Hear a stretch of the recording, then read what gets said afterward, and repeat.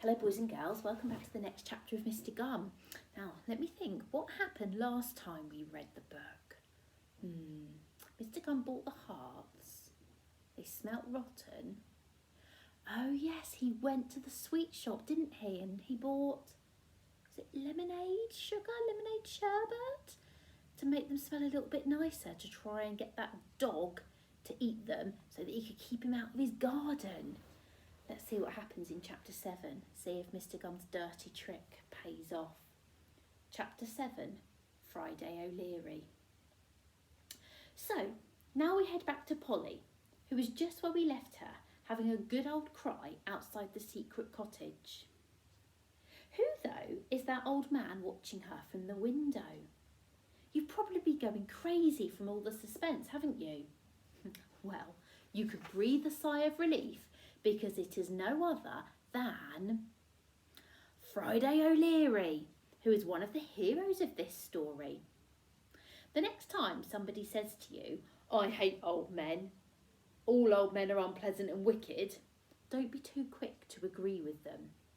Take a minute to think about this tale. All old men are unpleasant and wicked? That's nonsense, you will say. No, it's not, says the somebody, whose name is Anthony. Mr. Gum is an old man, and he's a dreadful old shocker. Ah, that's true, Anthony, you'd say. And what about Billy William III, says Anthony smugly. He's as horrible as Brussels sprouts. Well, you've got me there, you'd say. But Anthony, you're forgetting about Friday O'Leary.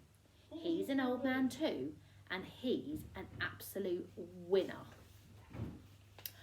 Oh, I'm so stupid, I forgot about Friday O'Leary, says Anthony. I'm going away now to pay £200 to see a glass of water balanced on a horse's back. That is how stupid I am. And you will never be bothered with the likes of Anthony again. Just who was this O'Leary character anyway? Not a lot was known about him because he was a mysterious sort of fellow. But I will tell you what I know, based on rumours, half-truths and downright fibs. Friday O'Leary was as old as the hills and as wise as the hills, but not quite as tall as the hills. His bald head was covered in thick curly hair. And he had the normal number of legs. He was the only person ever to have found a needle in a haystack, although to be fair, it was a very large needle and a very tiny haystack. His favourite number was green. His favourite colour was 26. Puzzling man. He sometimes got his numbers and colours mixed up, and he owned the world's smallest collection of stamps. He had none at all. Oh, one last thing. Occasionally, for reasons only known to himself, Friday O'Leary shouted, "The truth is a lemon meringue," at the end of his sentences. Anyway, earlier that day, Friday had been sitting in his front room playing the piano. He was playing a song he had written himself, and it was called "He Was Playing a Song He Had Written Himself," all about how he was playing a song he had written himself. He had also written a song called "But He Wasn't Playing That at That Moment." But he wasn't playing that at that moment. He had just come to the final lines when the telephone rang. Friday ran to get it, but he was too late because it wasn't ringing in his cottage. It was ringing in Ethel Frumpton's house, 100 miles away. It was her friend Mavis on the line. "Oh, hello, Ethel," said Mavis. "How's things?" Back at the secret cottage, there came the sound of crying and sobbing and general unhappy little girl noises. Friday rushed to the window and uttered those famous suspense-filled words I mentioned before.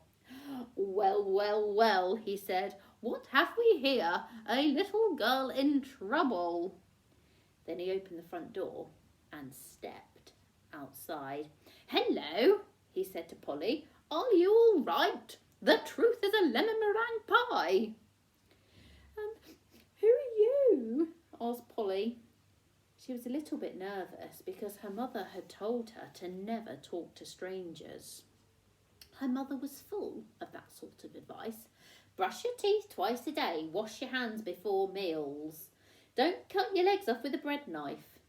But most of all, it was never talk to strangers, which was blooming good advice, especially with a stranger as the stranger stood before her now. They call me Mungle Bubbles, said the stranger, but I don't know why, because my name is Friday O'Leary. And then Polly knew it was all right, because her mother had told her all about this remarkable man one stormy night. This is what her mother had said. Oh, Friday O'Leary is a mysterious old man who lives in a secret cottage near the woods. No one knows exactly where it is, not even the Prime Minister. But if you are in dire need, you may find yourself there and he will help you with your problems. Friday O'Leary, that is, not the Prime Minister. Then Polly had a thought. What if it wasn't really Friday O'Leary? What if it was a bad man pretending to be him? And she remembered something else her mother had told her. Friday O'Leary can juggle 5 ping pong balls and a banana, and he hardly ever drops them. So Polly asked the old man if he would mind juggling 5 ping pong balls and a banana for her. Luckily, she just happened to have 5 ping pong balls and a banana in her shirt pocket. So Friday juggled them, and he hardly ever dropped them, and then Polly was convinced. Suddenly, the woods looked friendly and welcoming, and Polly saw how beautiful all the nature was, and how she probably wasn't going to be eaten by a flower or anything. Friday O'Leary, she cried, I'm well glad to meet you. My name is Jammy Grammy Lammy Falumpa. Oh, I think I'll just call you Polly, said Friday. And that's the end of the chapter today, boys and girls. I wonder what we might find out about Friday O'Leary in the next chapter. He does sound like a very interesting old man. See you for now. Bye.